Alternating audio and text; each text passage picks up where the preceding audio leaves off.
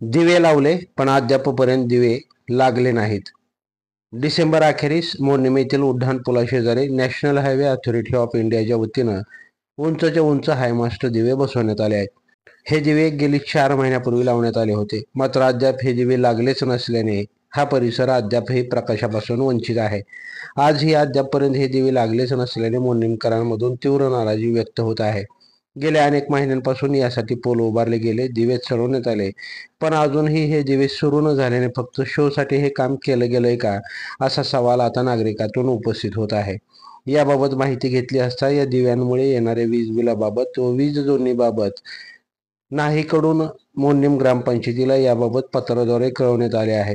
मात्र ग्रामपंचायतीने या संदर्भात काहीच पावले उचलली नाहीत. येणारे वीज बिल भरायचे कुणी यावर अद्यापही नाही आणि ग्रामपंचायतमध्ये चर्चा न झाल्याने हे दिवे आजपर्यंत लागले नसल्याचे समजते. सध्या काही दिवसावर मोर्निमची यात्रा येऊन ठेपली आहे.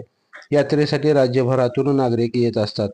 यात्रेपूर्वी तरी या दिव्यांचा उजेड पडणार आहे का, हा प्रश्न नागरिकांना पडला आहे. नाही व ग्रामपंचायतीने यावर तातडीने मार्ग काढावा व हे दिवे सुरू करावेत अशी मागणी होत आहे.